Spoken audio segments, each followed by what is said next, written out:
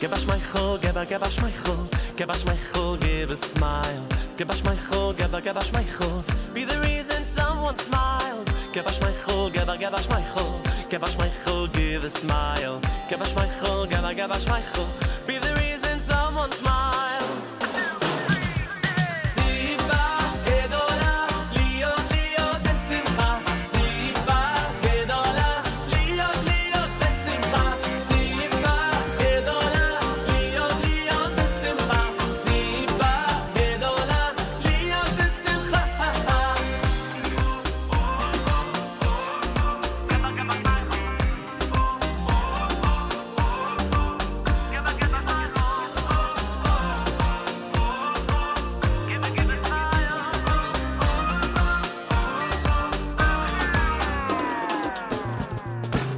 Give us my chol, give us my chol, give us my chol, give a smile. Give us my chol, give us my chol, be the reason someone smile. Give us my chol, give us my chol, give us my chol, give a smile. Give us my chol, give us my chol, be the reason someone smiles. Siva gedola, liyo liyo besimcha. Siva gedola, liyo liyo besimcha. Siva gedola, liyo liyo besimcha. Siva gedola, liyo besimcha.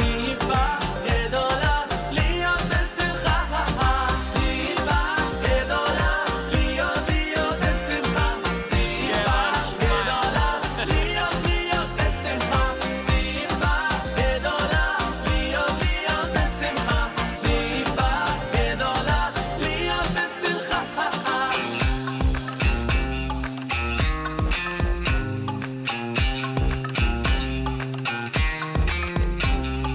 Be the reason someone smiles. Be the reason someone smiles. Be the reason someone smiles. Be the reason someone smiles.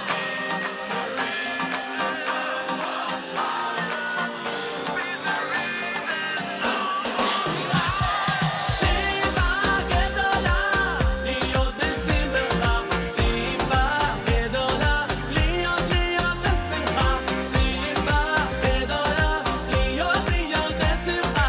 Siva gedola, liyo besimcha. Someone smile. Be the reason someone smile. Be the reason someone smiles. Be the reason someone smiles.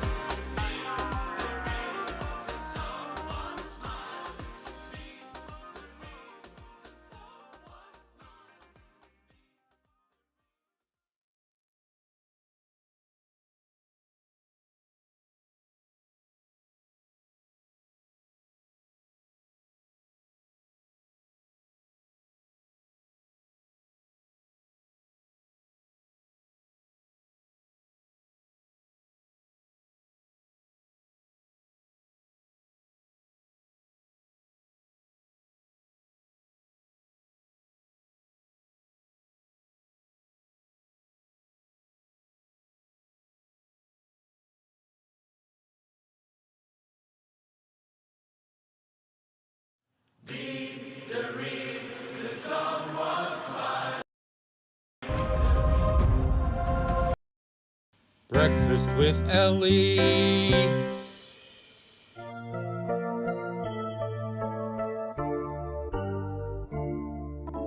Mode ani lefanecha melech chai vekayam shechezarta bi nishmati bechemla Rabba emunatecha.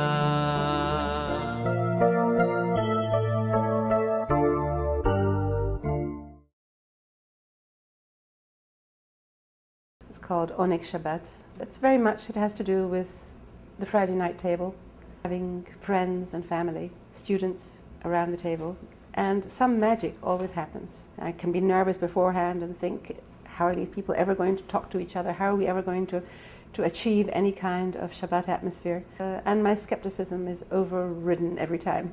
But every time somehow something very beautiful happens. And it has to do with people being willing, even though they don't know each other all that well perhaps, being willing to open themselves and to talk about rather personal things around the table, and singing the Zmirot, singing the songs. And there are the Shabbat lights shining the whole time, all the way through. There is this sense, again, of a combination of the spiritual and the physical, good food, good atmosphere, and a sense that this is the day in which God rested, and we are resting in the most meaningful way. Shabbos,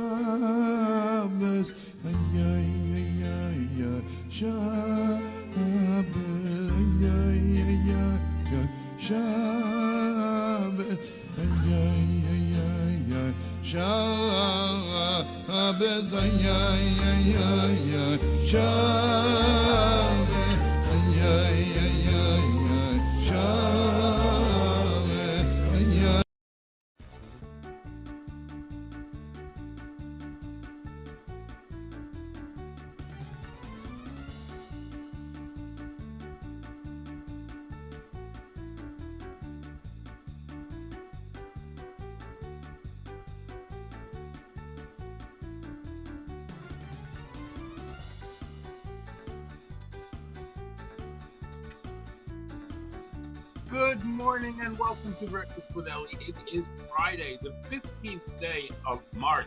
That's right, it's the Ides of March. The 5th day of Adar Sheni. The Torah portion is Pekudei, Shabbos Chazak. We finished the entire book of Shmos, the second book. HaYom Yom Rishon.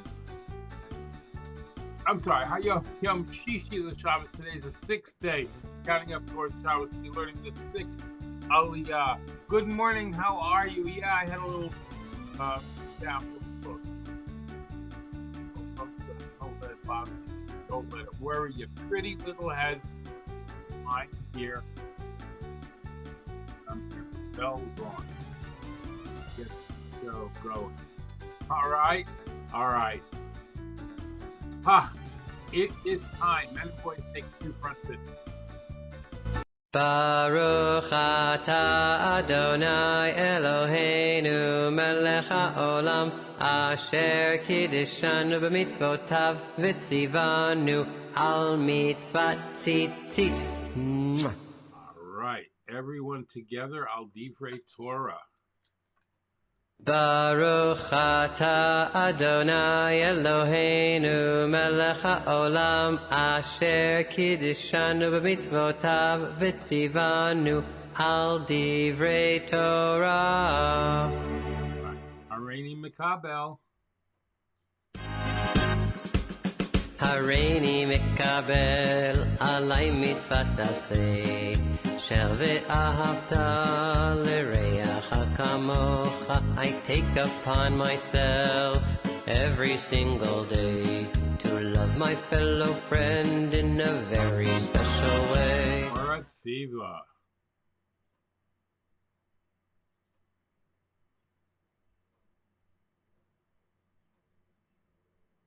Come on. Where's Torah Tziva?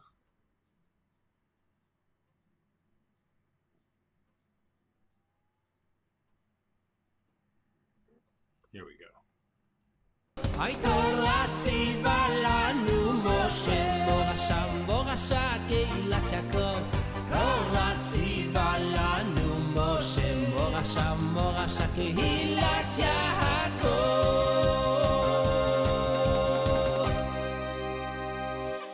All right, tzedakah time. I put it in the pushki, the tzedakah box. I put it in the pushki, the tzedakah box. Right, I put it in the pushki for someone else to keep.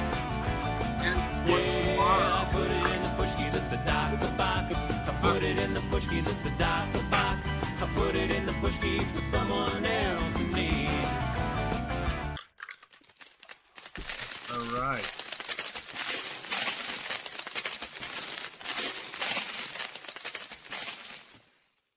All right. Fantastic. And that takes us to the saying of the Shema. Are you ready?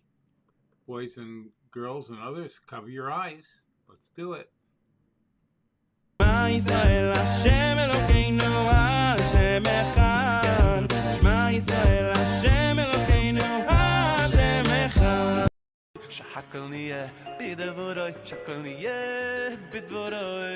right, and that takes us to our breakfast this morning. I've got coffee and yogurt, mixed berry. Are you ready? Baruch atah Adonai Eloheinu melech haolam shehakol nihiyah bidvaroi. Coffee, blessed coffee. God bless you for being a friend. When the whole world turns on me, it's only you on which I can depend.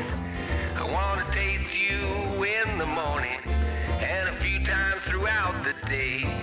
Yes, a cup or two in the evening too. For me, it's the only way. Yeah.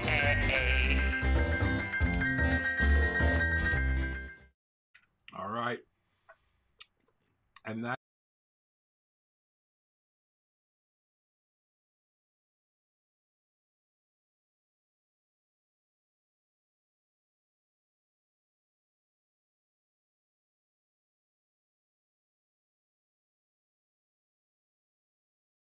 When I train a new employee, there's two things that I'm looking out for to make sure they'll be successful. Number one is, are they asking questions? Asking questions shows that they're trying to understand what they're learning.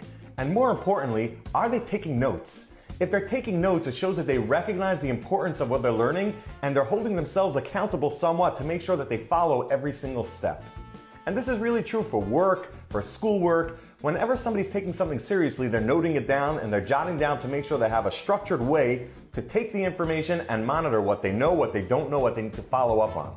So let me ask you then, why is it then when it comes to your life and the things you take seriously about your life, how come you don't have some sort of spreadsheet or a notepad or some sort of way to monitor how you're doing and how your progress is? What are your goals in life? What are your spiritual aspirations? Are you reaching them?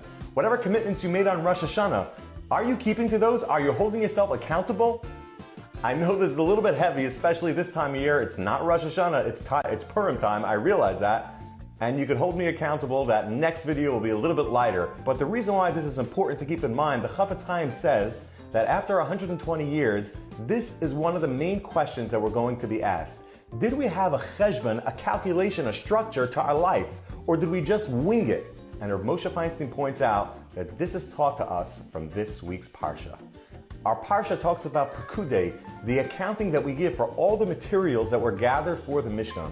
Just like an accounting is given for all the materials that were given to the Mishkan, we're going to be held responsible to give an accounting for all the capabilities, all of the strengths, all of the time and money that we've been given. What have we done with all of that?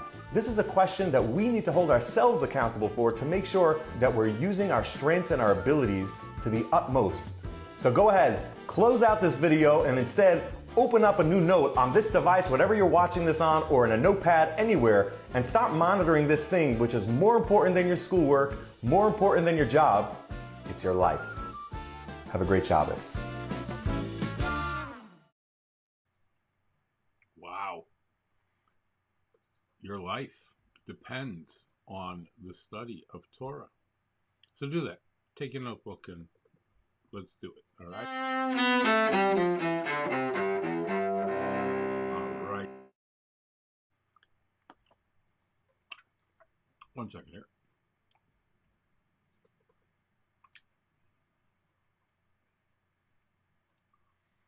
All right. Today in Jewish history, it's going to make another noise, but that's okay.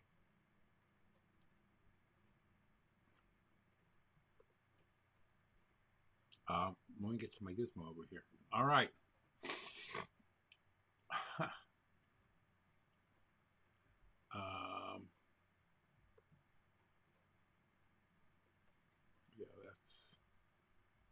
That's not happening anymore. Hold on. Okay. All right. For Friday, we light candles at 6:45 p.m. tonight. Wow. 6:45 p.m. and Shabbos will end at 7:45. Today is the last day of the leadership of Moshe Rabbeinu. He passed away on the 7th of Adar. Yes, today is the 5th, following Hashem's instruction that Yeshua should succeed him and lead the Jewish nation into the land of Israel. Moshe transferred leadership to Joshua on the day before he passed away. So the 5th day of Adar was the last day that Moshe actually led. And in tomorrow he will be handing over the reins. Moshe completes the Torah. He completed his review of the Torah, which he had begun several weeks earlier on the 1st of Shvat. He then wrote down the Chumash, the 5 books of Moshe, word for word as dictated to him by Hashem. And this scroll was put into the Holy Ark next to the tablets of testimony. It is no coincidence that the first print of Torah with Onkelos and Rashi occurred this Shabbat in 1482. The first edition of the Torah with Targum Onkelos, the Aramaic translation of the Torah, and the commentary of Rashi was published in Bologna, Italy by Yosef Avram Karavita, who set up a printing press in his own home. There you go. Okay. Yes, that brings us to HaYom for today. היום הזה הוא זמן שמחתנו, שמע את התפילה שבליבנו, ותמחול את כל עוונותינו ביום הזה.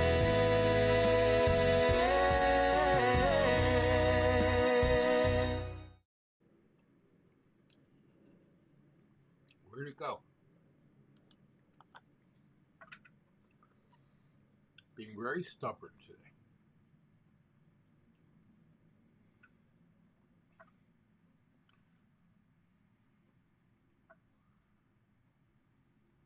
Try it again.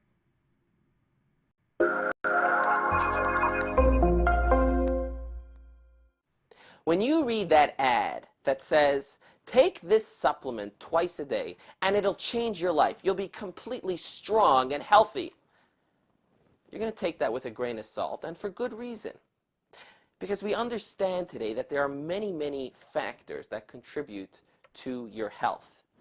The type of food that you intake, the amount of exercise that you're doing, the type of exercise that you're doing, the amount of sleep that you're getting, and many, many other factors. So for someone to say, oh, I can get away with eating whatever I want because I do exercise, or I don't have to exercise because I'm taking this silly supplement, we understand that that's ridiculous.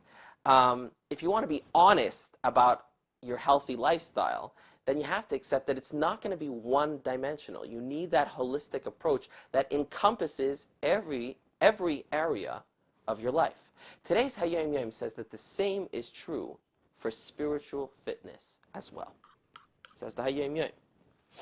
The study of the aspect of Torah, the area of Torah that we call Nigla, and encompasses Jewish law and learning what Hashem wants, as well as the study of Chassidus, the soul of the Torah that teaches us not just what Hashem wants, but what Hashem is.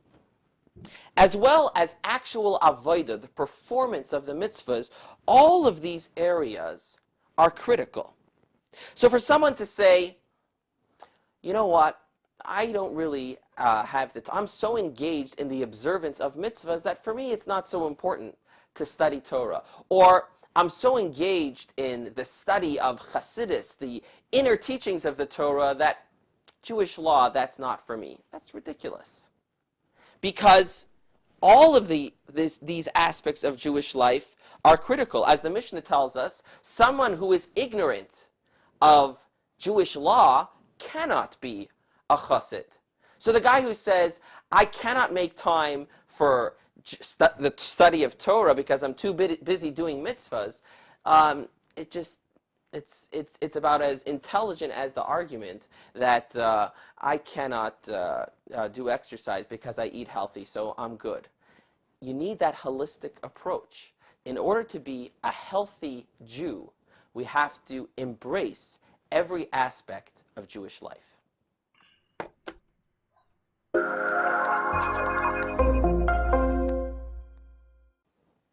It was a night of Yechidus.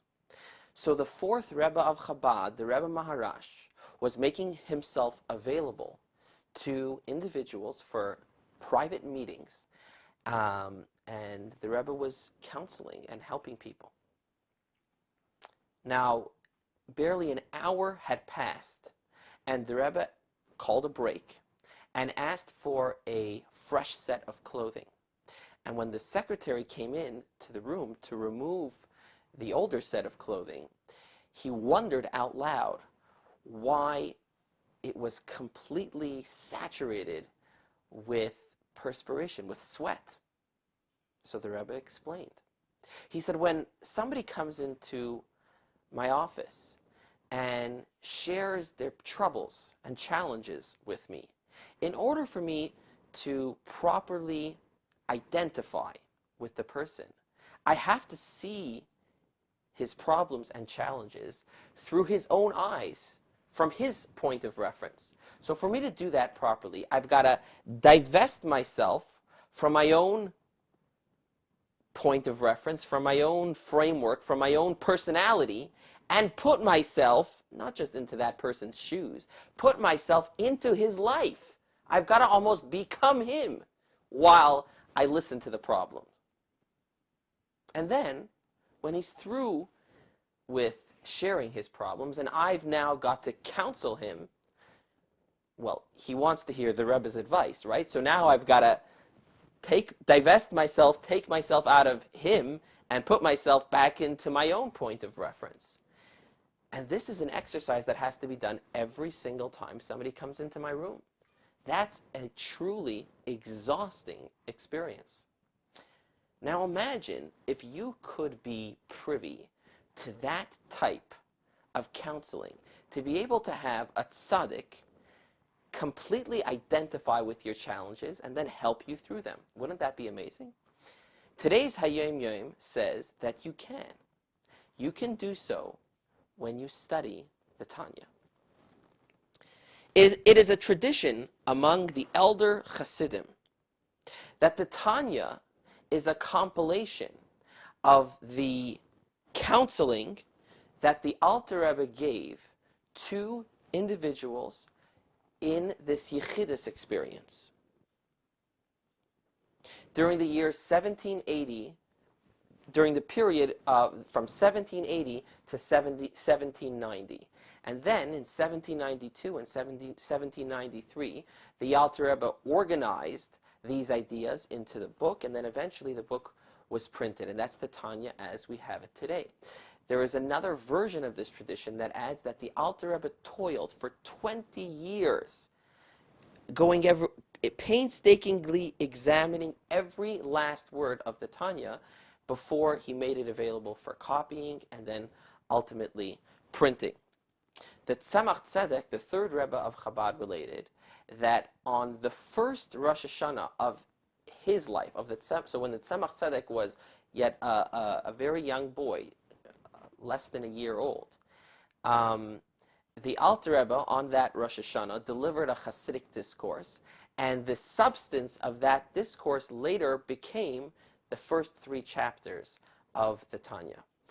So when you study the Tanya properly, you're not reading the book of some scholar or tzaddik in an ivory tower that wrote down some important ideas.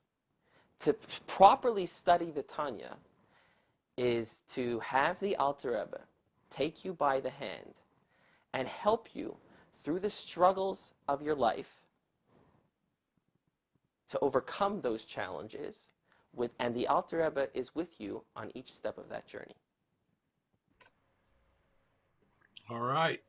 Well, it was a little bit long, but well worth it. 60 days of Simcha. Days 35 and 36. Let's go. Welcome to our class on Mishenichnas Adar Marbim B'Simcha, Happy Thoughts. So in Psalms chapter 32, King David says, Simchu b'Hashem v'gilu tzadikim. We should be happy in Hashem, and the righteous people are going to be exalted in Hashem. So the Radak says, what are we happy with?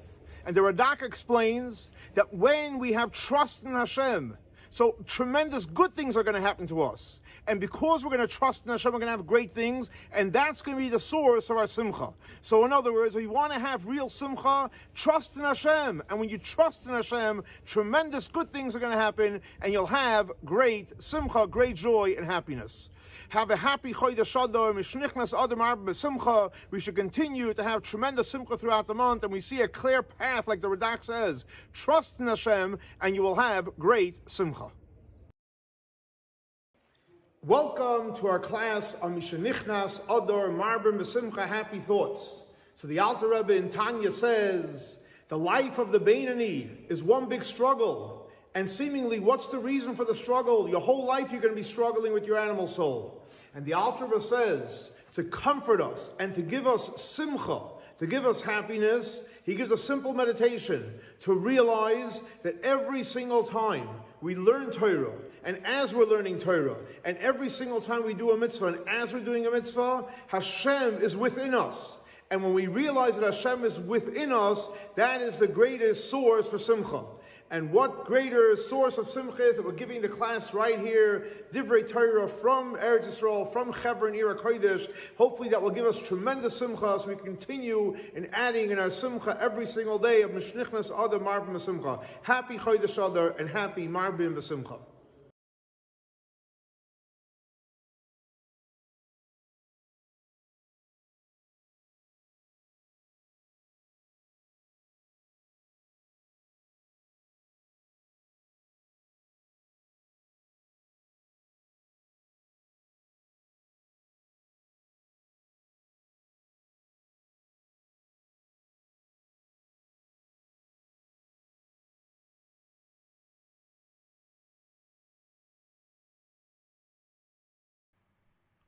We'll try it again.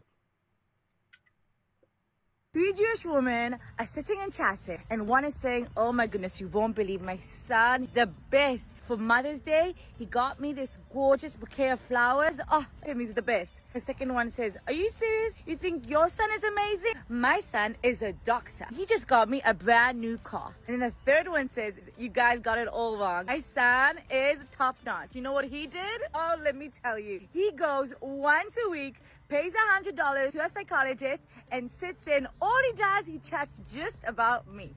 We are now in the month of Adar. Because it's a leap year, we have 2 months of Adar. And Adar is all about happiness. And Rabbi Raps is doing that for every day of these months. There's going to be a joke. These times, it's so important to spread love and happiness. And I hope it made you laugh a little bit. And it did make me laugh a little bit. All right. We've got a Cantor Laser Brook for you. I just got to pop it in as we go here. Yeah. All right, let me get there. All right, here we go. Oh, all right. It's going to ask me to find it. There we go. Enjoy. Mi mekoimoy u yifen ברחמוב לימוי ויוכוי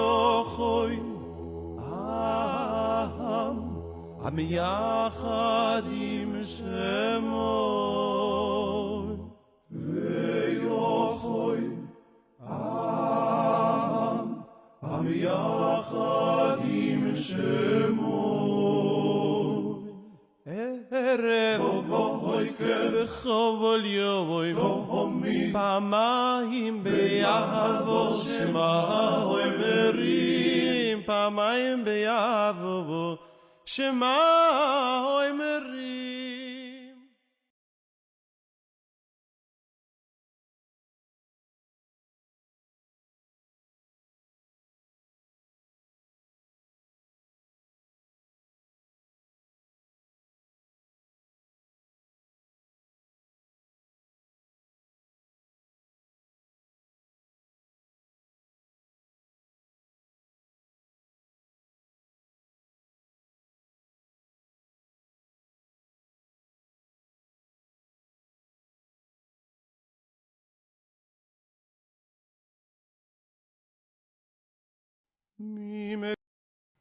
And now, a word from our sponsors.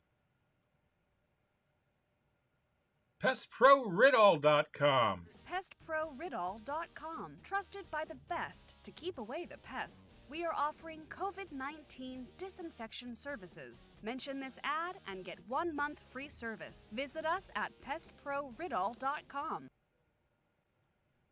Tarzane Group, micro, miniature, and small orchids. Go to tarzanegroup.com or call Tomas at 305-440-0565. That's 305-440-0565. And order today. Visit Tomas and Yair at tarzanegroup.com. Micro, miniature, and small orchids. Beautiful in your home. Go to the website and read Tomas's orchid blog. And by Dina D Design. DinaDDesign@gmail.com. Fine artwork, custom made to your specifications, logos, wall hangings, Judaica, and you can even have something for your child's room. Dina D Designs. Go to her Facebook or Instagram or call or text. Thank you very much to our sponsors. If you'd like to become a sponsor, please go right up here to where it says patreon.com/theactorsrabbi, and you can contribute even only $1 a month if you'd like, but that'll help us bring this broadcast to you on a daily basis and cover our expenses. Be sure to thank your sponsors when shopping and mention Breakfast with Elli when you're shopping there. There might be discounts. Thanks for watching. Torah, Torah, Torah, Torah, Torah, Torah, Torah, Tziva lanu Moshe. Torah, Torah, Torah, Torah, Torah, Torah, Torah, Tziva lanu Moshe. All right, patreon.com/theactorsrabbi or breakfastwithelli.live/new computer if you would like to help us get our new computer so we can avoid these delays that we've got going on. All right. Let's finish up Rabbi Sachs' covenant and conversation, and we'll go from there.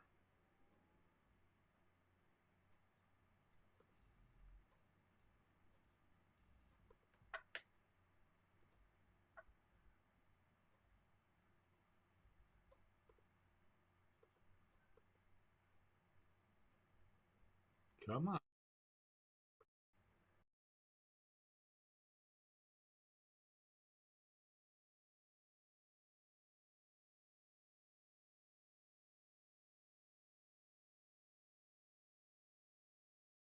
Moses told them that if they did so, they would demoralize the rest of the nation. They'd give the impression that they were unwilling to cross the Jordan and fight with their brothers in their battles to conquer the land.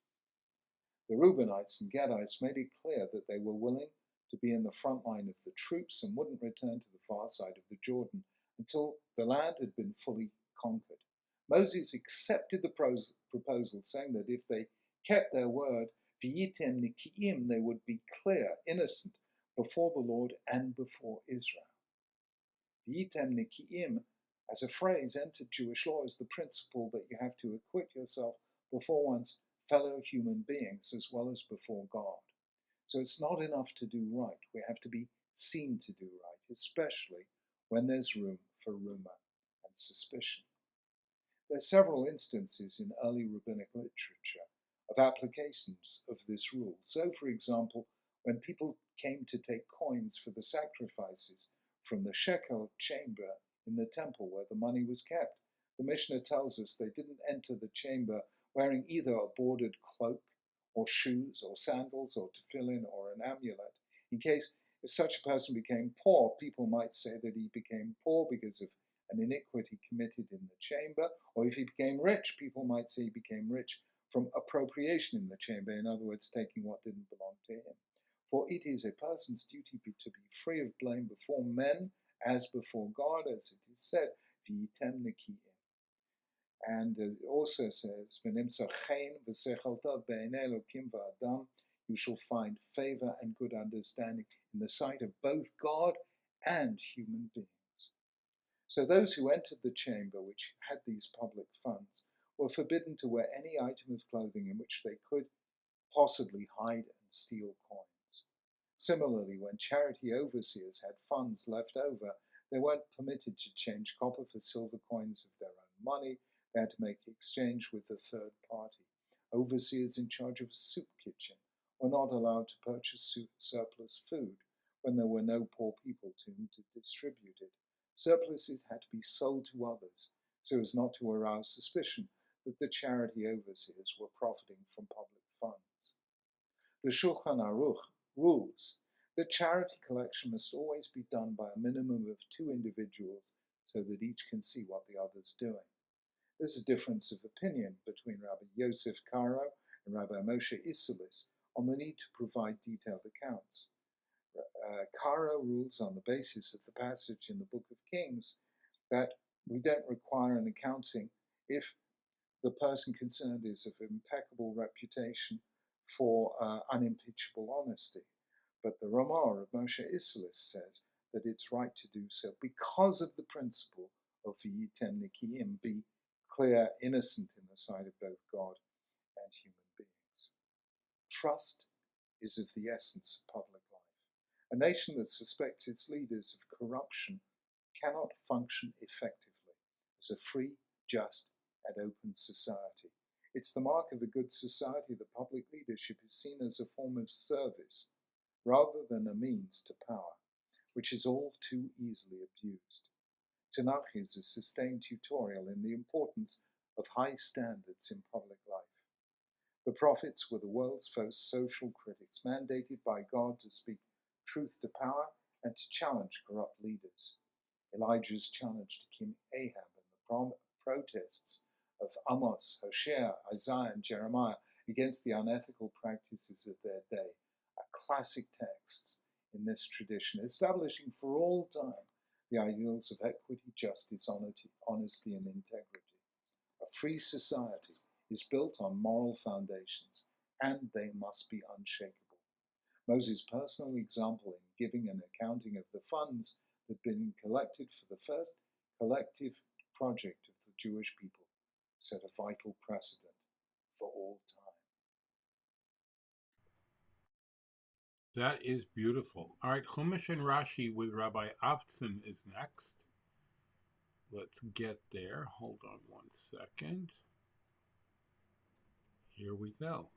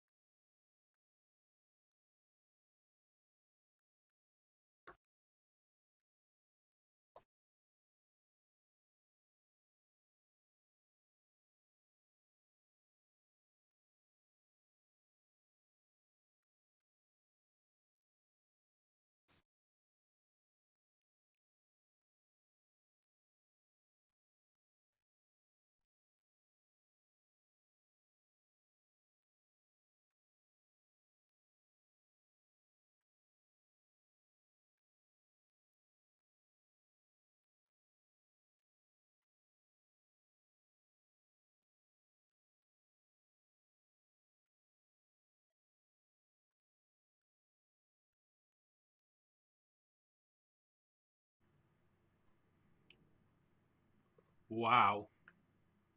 Wow. All right, Shabbos Talk. All right, Parsha Points with Rabbi Epstein is up next.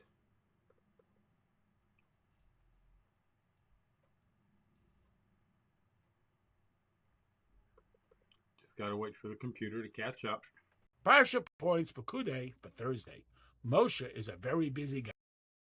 Parsha Points Pekudei for Friday. You know that guy who is the master of the incredibly obvious?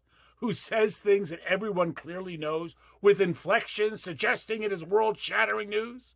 We need witnesses to attest to what is not obvious.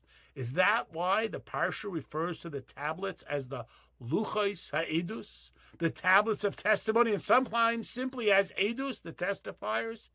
Is testifying to what is hidden, Hashem himself. That's our job, to attest to the world that God is real and here, even when he's not apparent. Parsha Points by Yakel for Shabbos. Parsha Points Pekudei for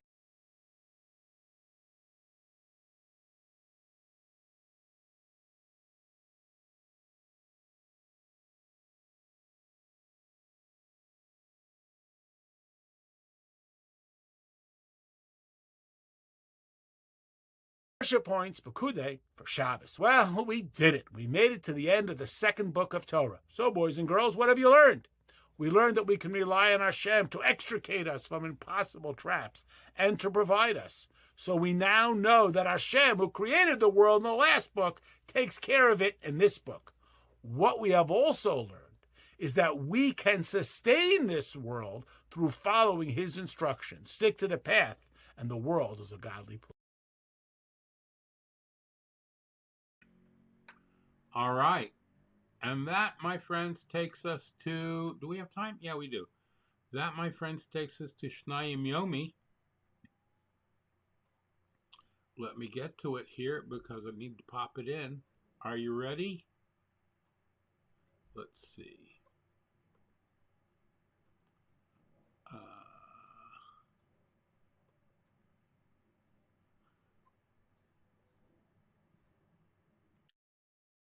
All right. 1, 2, 3, 4, 7. Here we go.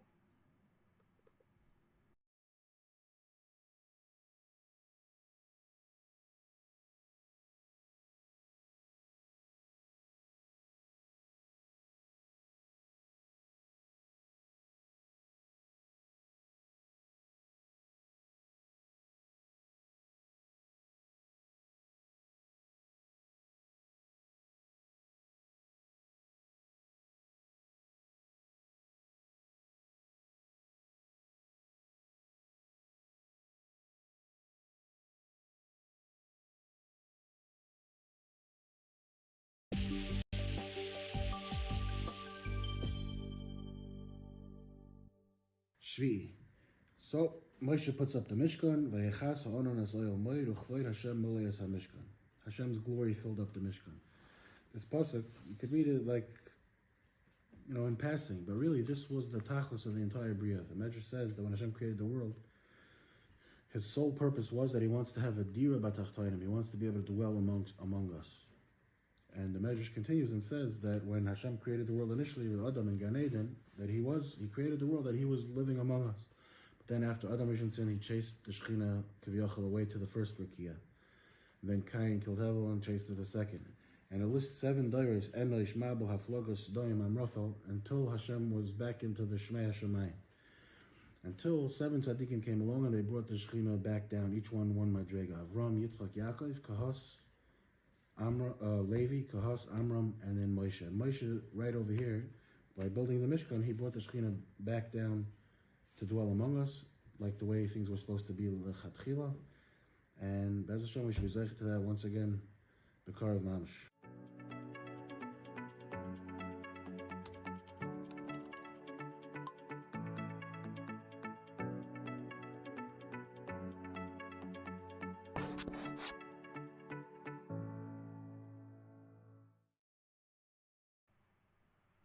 Reb Zusha this morning.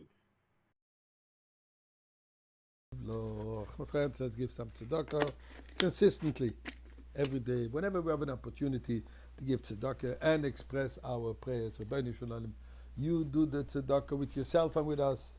Take us out of exile. All we're requesting is one redemption. That's all. One Mashiach, one straightforward going to Jerusalem in the Beis Hamikdash. Talking about the Beis Hamikdash yesterday, we spoke about the Mishkan. Moshe Rabbeinu's concern about being accused, suspected at least, of irregularities in his accounting because he was missing in his report 1,775 silver coins, and then God reminded him and says, you used it for those hooks.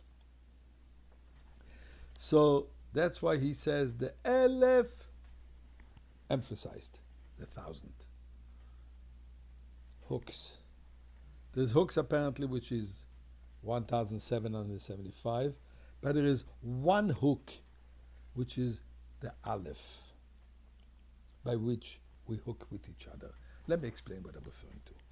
Interesting enough, the spelling of the word Elef is the same as the spelling of the word Aleph. 1,001. Which maybe is also there to emphasize that the importance not just of 1,000, but the importance of each and every one. In the very first discourse, Maimer, the Rebbe pronounced when he accepted the mantle of becoming the leader of our generation.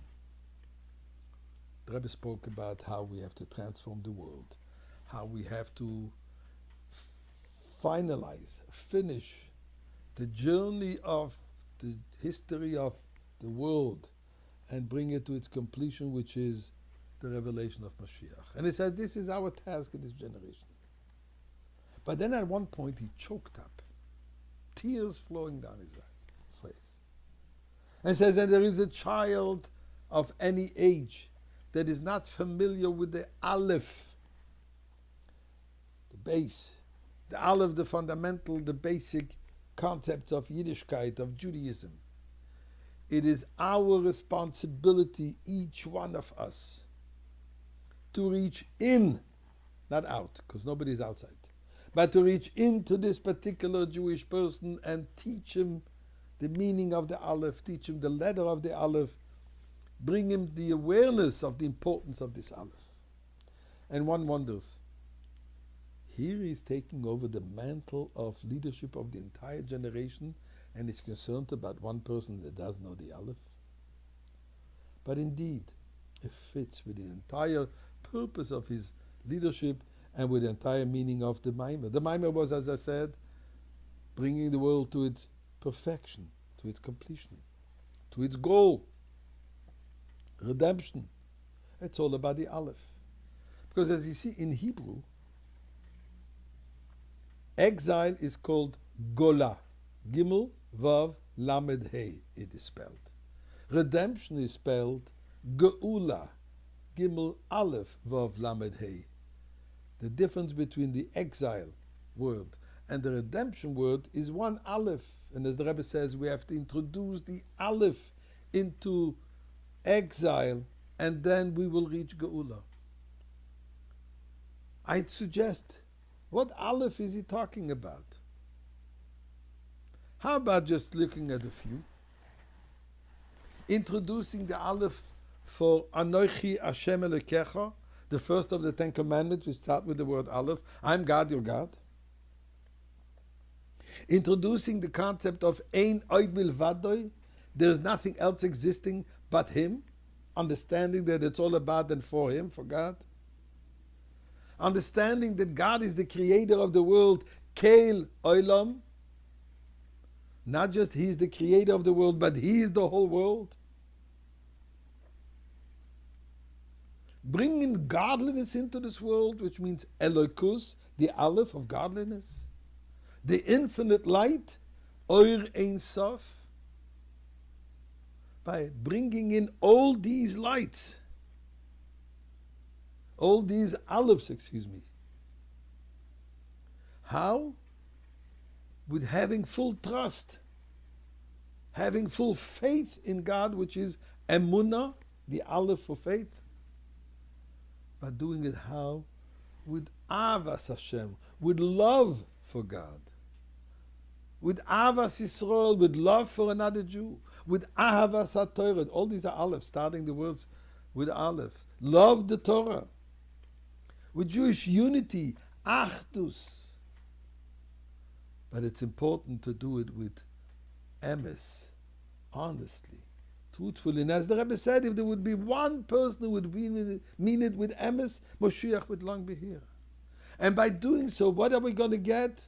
To the aleph of Oz Yashir Moshe, the song that the Jewish people sang when they came out of Egypt, and said this is also referring to the final song that we will sing. All is the aleph. That's the aleph that we need to introduce, and let's do it now.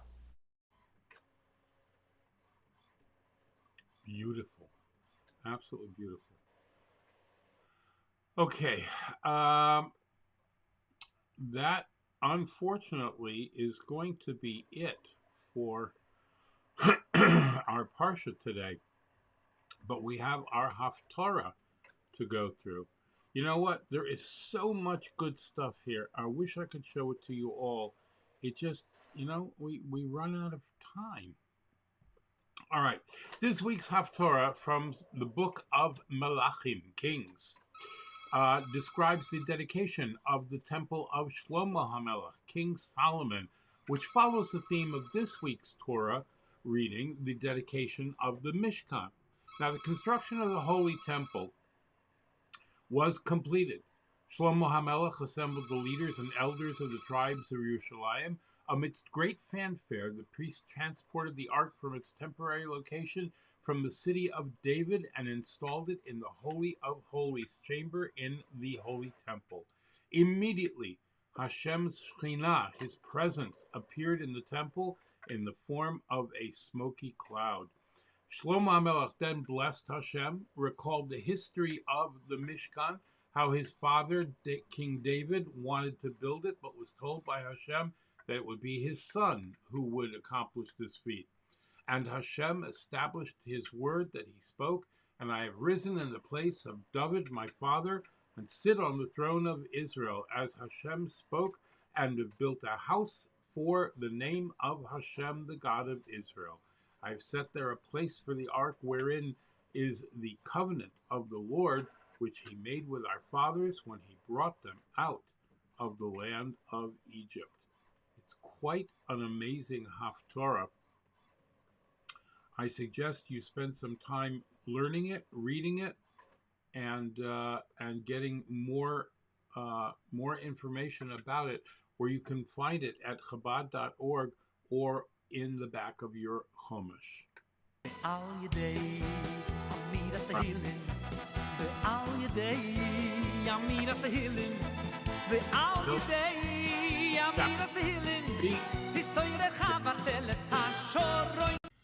מזמור לדוד, אדוני רואי, לא אחסר, בינוס תשע, ירביצני, על מי מנוחוס ינהלני, נפשי שובב, ינחני ומעגלי צדק, למען שמו, גם כי לך בגיא צלמובס, לא ירא, כי אתה עמדי, שבטך ומשענתך, המה ינחמוני.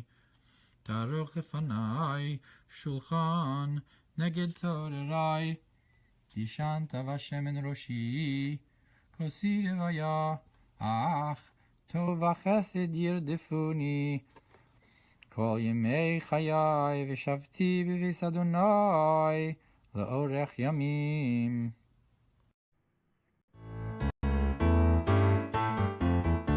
שמע לישראל ושמחתי וימנמני ויסעלינו יני אלי איים דייסה יורה אלינו בשערייך ירושלים ירושלים הבנויה כאיש יחור עלי יחדיו ששמו שבטים שבטי העדות לישראל להוידייס לשם עלינו כי שם ישבו חיזייס ומי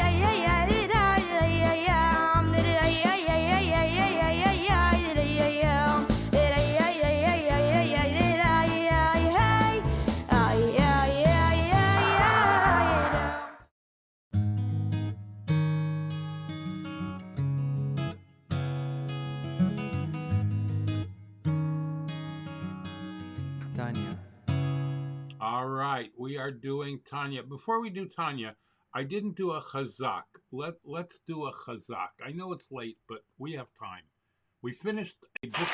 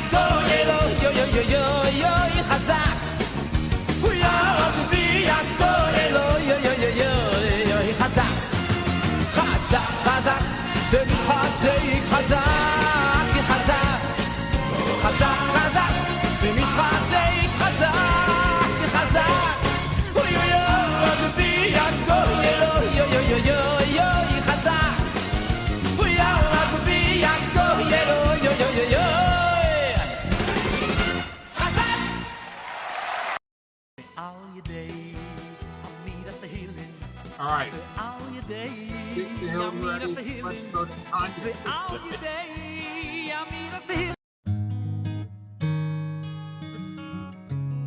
Back up.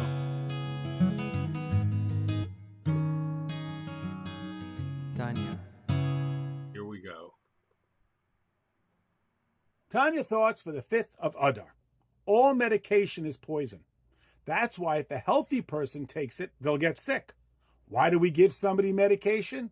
The strategy is to cautiously use these dangerous meds to thwart the sickness while preserving the healthy body. Atzvus, disappointment in oneself, a kind of I give upness, a sadness, is poison. Yet, for someone who's stuck with a clogged heart, timtum halev, it can be helpful when used judiciously to get him back on track to spiritual health. Use under supervision and cautiously, atzvus can really be helpful. Let's talk Tanya for the fourth day of the second Adar. Today we start chapter 35, which launches unofficially the unofficial second part of Tanya. As I spoke yesterday, at the end of yesterday's segment, the first part of Tanya was the what. The what is that our job is to be a Beinoni. Our job is to be in full control of our thought, speech, and action. Who? Everyone. Everyone is supposed to aspire to be a Beinoni. When? 24/7. And we also talked about the how. We gave two distinct paths. There was the Derech Harucha and the Derech Kitzara. There was the long way, there was the short way. Two ways of gaining self-mastery. But what remains is, and this is what we're going to be talking about for the next, for the remaining 18 or so chapters of Tanya, is we need to talk about the why. What do I mean by that? The Tanya is based on the verse, Kikari ve'elecha adavar miyoid beficha v'vavcha lasaiseh. Which means that Moshe tells the Jewish people, I want you to know that the Torah, the mitzvahs that I'm giving you, it's accessible, it's practical, you could do it, beficha, with your mouth, in other words, those mitzvahs that require speech, bilvavcha, with your heart, those mitzvahs that require emotions, la'asoisei, and to do it. But the word la'asoisei, it doesn't say beficha or vavcha vil la'asoisei, there is no vav and, so it sounds like in your heart, in your mouth, in your heart, to do it. Everything boils down to do it. That's what Judaism is about. Judaism is about actions. It's about doing the mitzvahs. And that's that was the what that we spoke about. The what is I need to be in control of my behavior, but that itself is distressing. Here I am, the struggler, and I'm struggling all the time, and I cannot fix my inside. I cannot get myself to be a perfectly saintly, spiritual, holy person with holy feelings and only holy thoughts all the time. And I'm supposed to be fine with that. Why? Because I'm controlling my actions. I am doing mitzvahs. But one second, why are mitzvahs so important? Why is Judaism so action obsessed? So fixated on action. We know that in Judaism, it's about doing the thing in the right way, in the right time. Otherwise, it doesn't count.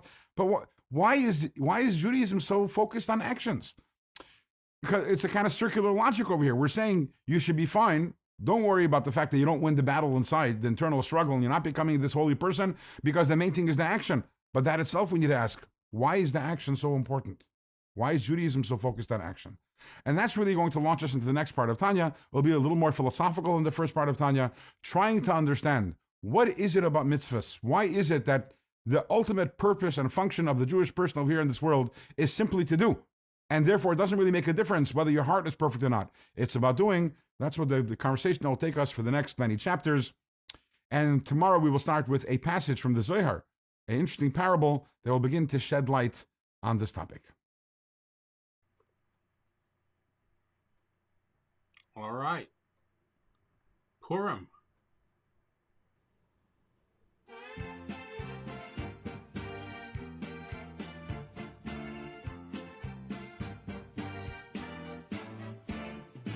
Chag Purim, Chag Purim, Chag Gadol hu laYehudim, Masechot, Rashanim, Tzvirot v'Rikudim. Oh my God. Purim. I started putting together my Purim. All right. Here we go.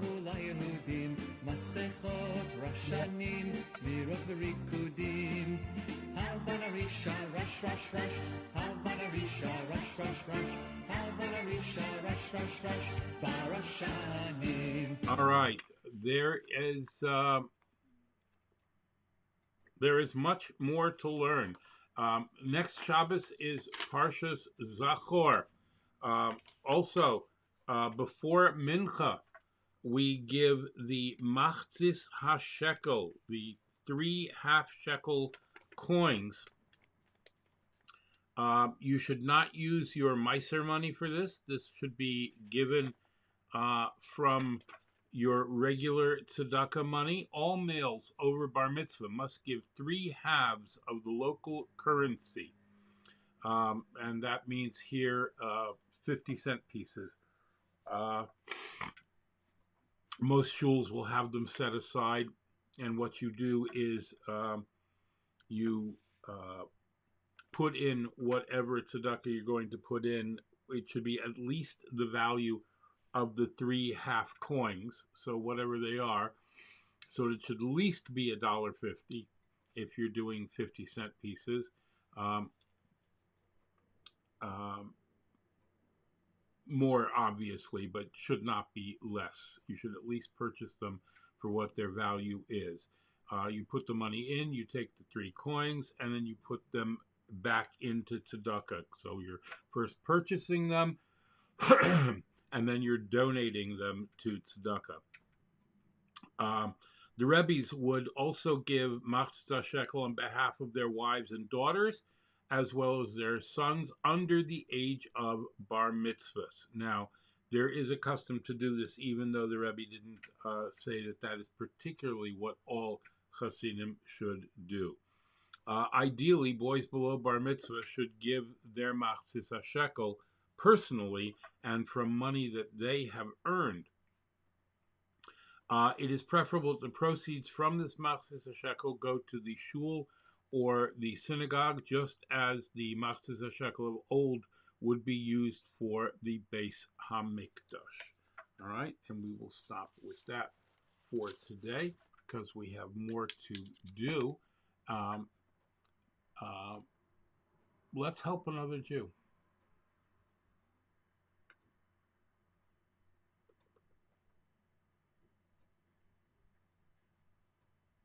Come on. Of Ezra, going through a list of sages, Mordechai is number 5 on that list. In a similar list in the book of Nehemiah, Mordechai is counted as number 6. The Talmud explains that this is because Mordechai had gone into government office in order, of course, to be able to help and assist his Jewish brethren. But as a result of this, he doesn't have the same amount of time anymore for his Torah study, and therefore his importance went down in the eyes of the sages.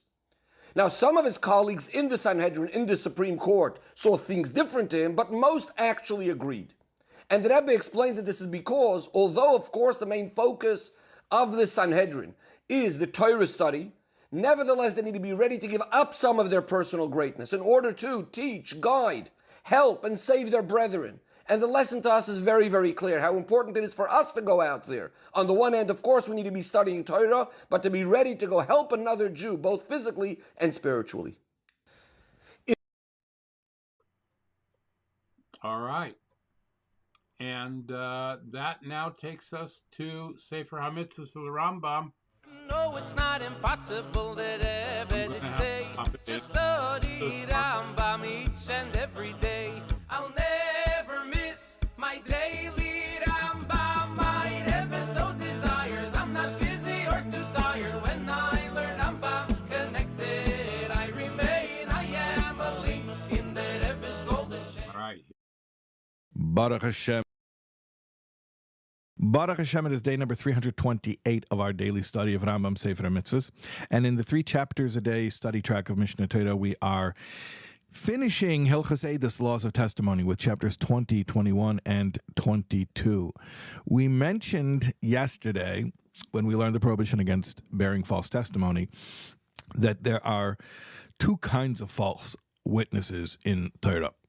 And I said that we would get into that today. So here we are.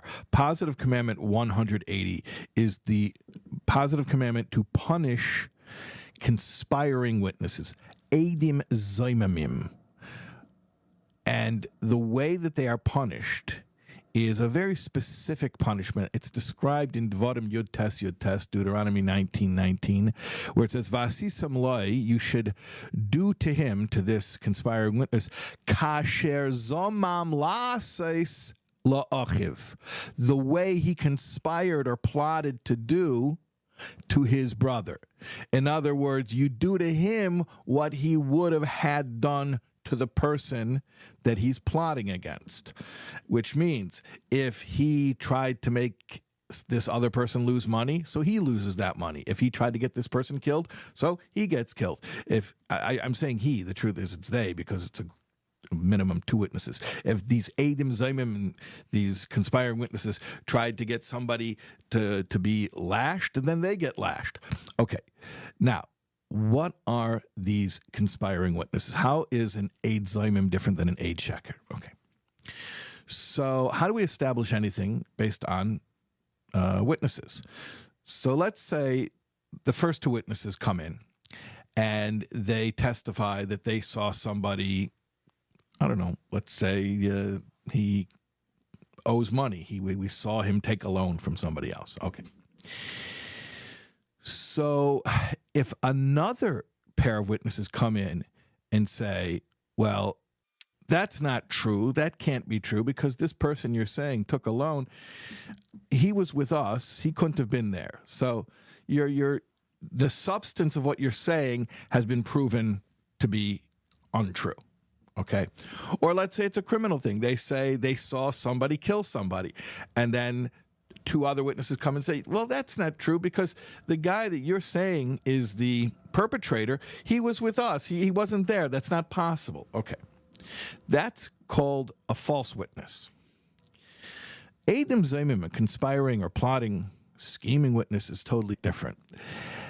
That's when the second group of witnesses come in and say, listen, the thing you're saying, that so-and-so took a loan from so-and-so, or that so-and-so murdered so-and-so, we don't know if that's true or not true. It may be true, but what we do know is you're not the ones who could possibly know it, because imanu hoyisem, you were with us. Follow the difference? The second pair of witnesses is not coming to dispute the substance of the original testimony. They're just coming to say, you're not the one who would know that, because we've displaced you from the scene of the crime or the scene of the business transaction or whatever.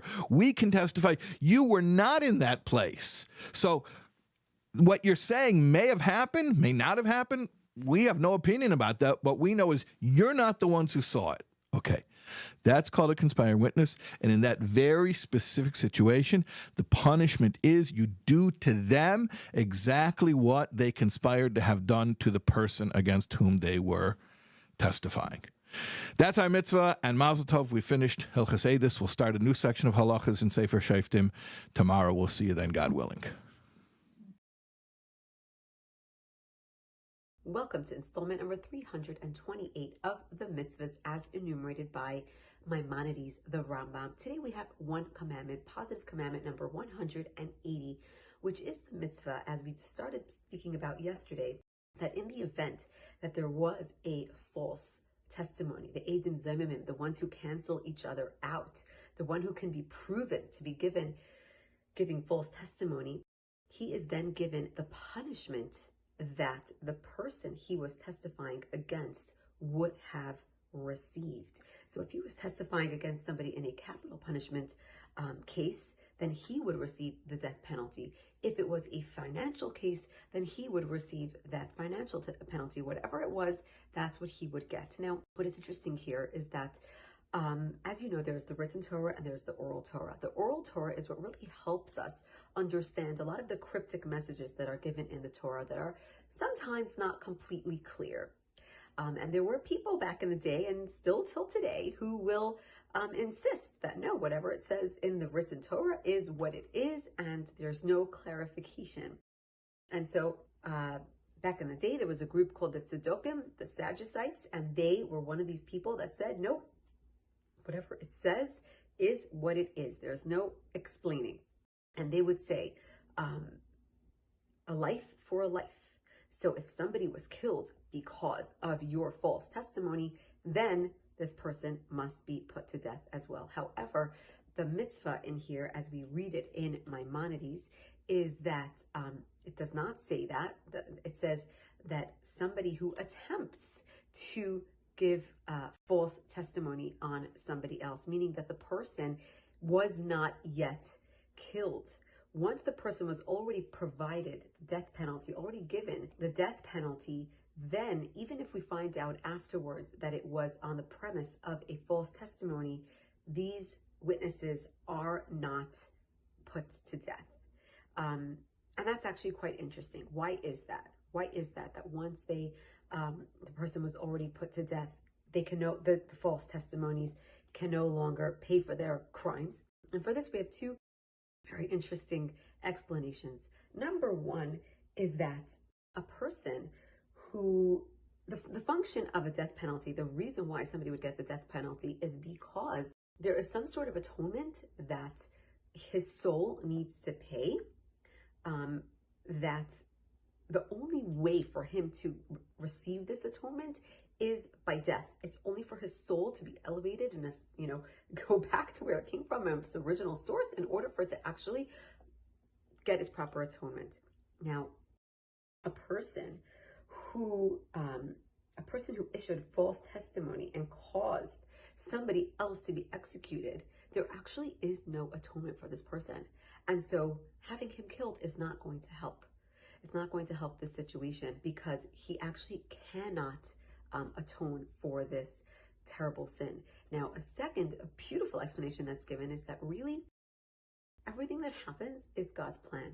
So if this person was killed, it means he got the death penalty, even though later we found out that the testimony wasn't 100% right, it means that he was meant to die for some reason. The person who gave the testimony will be dealt with regardless, but the person who was killed obviously was meant to die. Now, killing another person because this person was killed is not going to rectify the situation either. This person was already put to death, and if God willed it, that is why it happened. And and there's no way really to understand God's ways, but all we do need to know is that we each get what is coming for us, for better or for worse. Keep that in mind. And God is the true judge, and he is the one who has the master plan over all of us. And no matter how much we try to make it this way or that way, we cannot change it. Whatever God has in store, that's what is going to be. Have a wonderful day. Welcome to installment number 329 of the mitzvahs as enumerated by Maimonides, the Rambam. Today we have 4 mitzvahs, starting with positive commandment number 174, which is the obligation to listen to the Beis Din Hagadol, the Sanhedrin, or what I would translate as the Supreme Court, the Jewish Supreme Court, where every single city had their own judicial system. And if for whatever reason they could not come to a proper agreement, it would go up and up in the chains, in the ladder, as up until they came to Jerusalem, where there were several levels of judiciaries there as well, until they finally reached the Beis Din Hagadol, the Sanhedrin, which is, as I said, the Jewish Supreme Court. And we have the obligation to listen to whatever they rule, whatever they say. And now, it doesn't only apply to, of course, this was back in the day. Today, we do not have the Sanhedrin. We don't have the Beis Din Hagadol.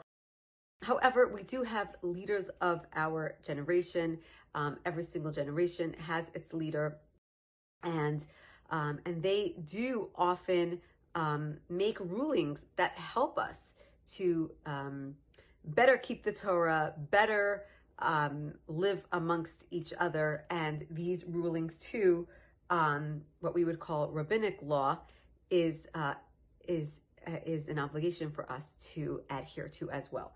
We have negative commandment 312, which is really the inverse of what we just spoke about, is the prohibition of ignoring our sages and not listening to what they say.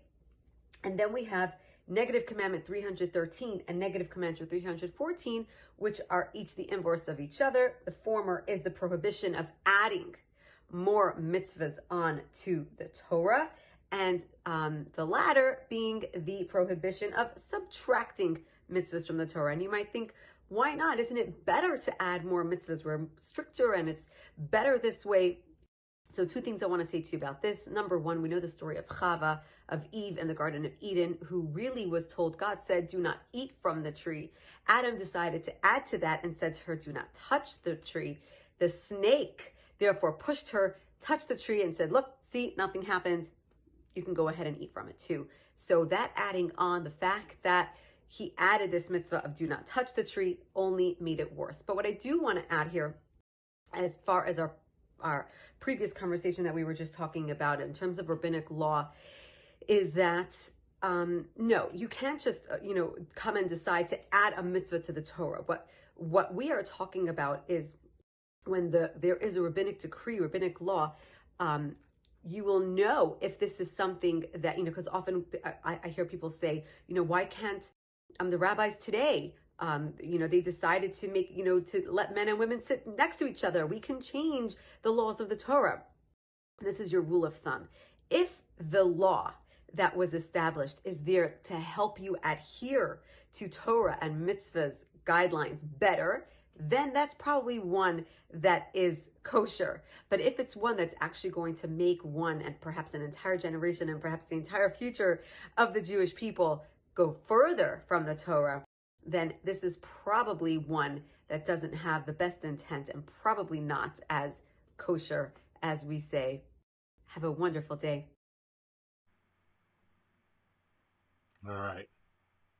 Fantastic. Matters of Mashiach.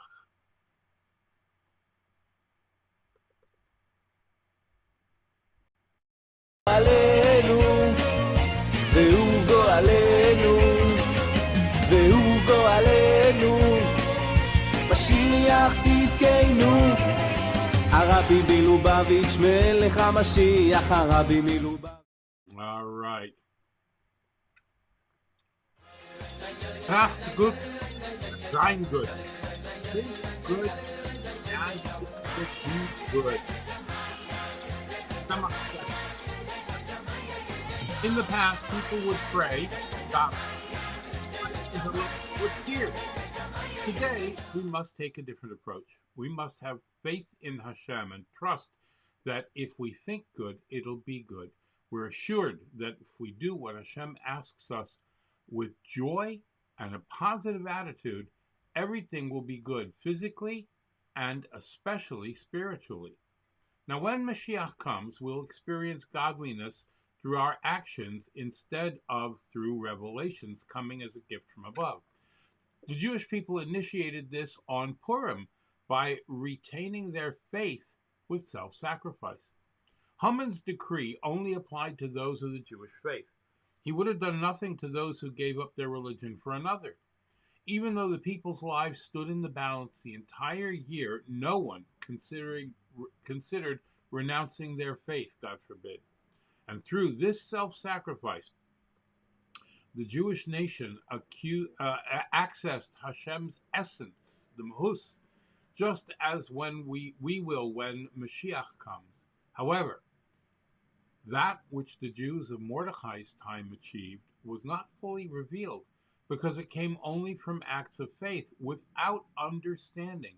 Mashiach's arrival requires that we combine simple self-sacrifice and pure faith with understanding, and then, and only then, will we reveal the essence of Hashem. All right, bringing some heaven down to earth.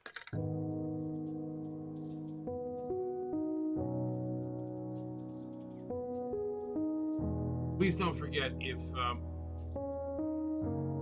you need Hatzalah, you would call even on Shabbos, and if you say a hate crime, you need to call 911, and that's even on Shabbos. I like to let you know that. All right. Only pure water purifies. The further you wish to take that water, the deeper your wellspring must be. Now, those who wish to reach the very outside and enlighten and purify that place must reach deep into of truth. That was a little cryptic. You want to discuss that with me? Come to me on social media. Any of the actors, rabbis, groups. and that would be at Clubhouse or Facebook or Instagram or LinkedIn or Telegram or Twitter or WhatsApp or at theactiverabbi.com. You can sign up for life coaching service.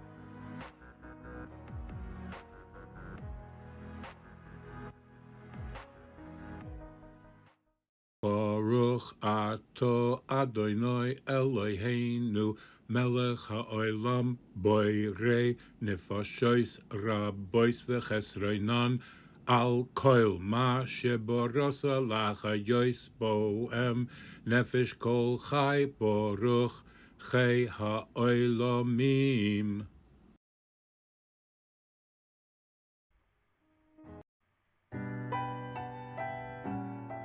Man, I wish we could go on and on and on and on and on. I have so much to tell you.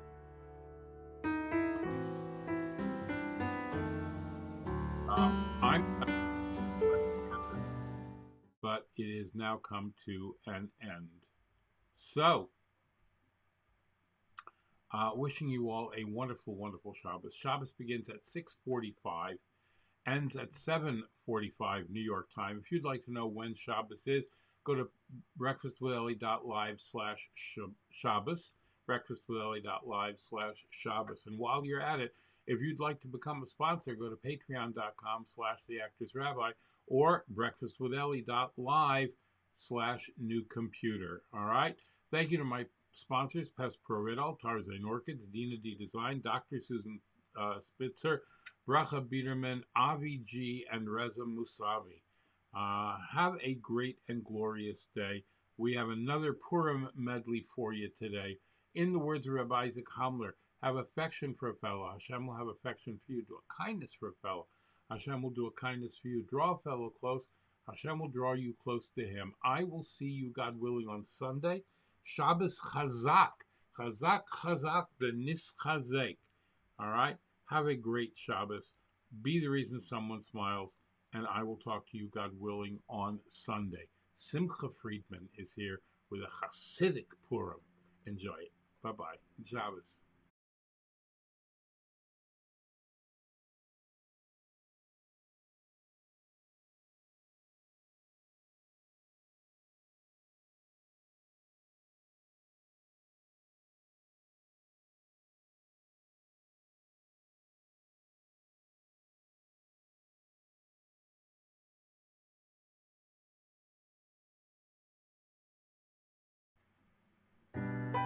Right.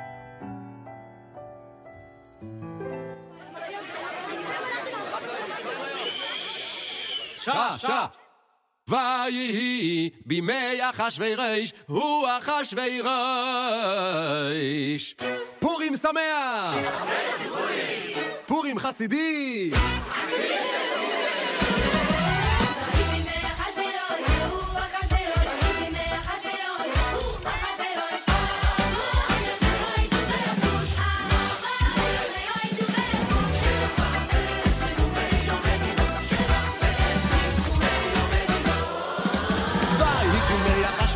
הוא אחשוורוש, ויהי בימי אחשוורוש, הוא אחשוורוש, המלך מהוידו ויחוש, המלך מהוידו ויחוש, 27 ומיום מדינו, 27 ומיום מדינו.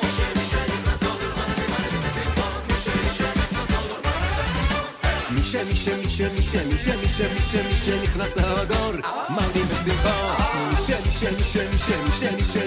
מי נכנס האדור, מרבים בשמחה. מרבים בשמחה. מרבים בשמחה. מי שנכנס האדור, מי שנכנס האדור. מי שנכנס האדור, מי שנכנס האדור, מרבים בשמחה. מרבים בשמחה, מרבים בשמחה, מרבים בשמחה.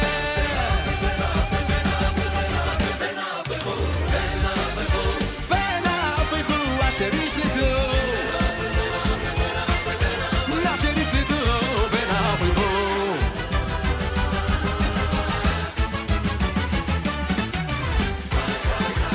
פורים אפרי לכם, פורים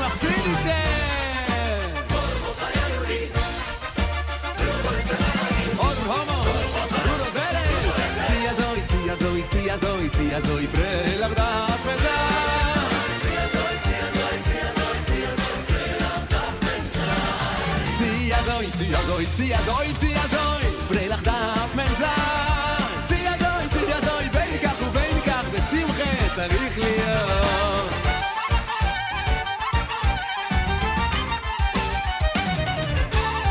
בלילה ההוא נודדו שנשא מלך, נודדו שנשא מלך מלכו של עולם. בלילה ההוא נודדו שנשא מלך, נודדו שנשא מלך מלכו של עולם.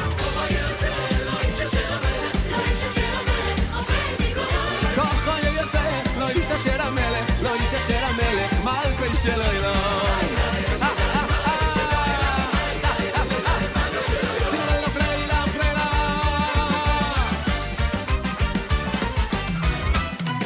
ומרדכי יוצא מלפני המלך בלבוש מלכות תחילס וכו' ואויר שושון צהלו וסומכו. ומרדכי יוצא מלפני המלך בלבוש מלכות תחילס וכו'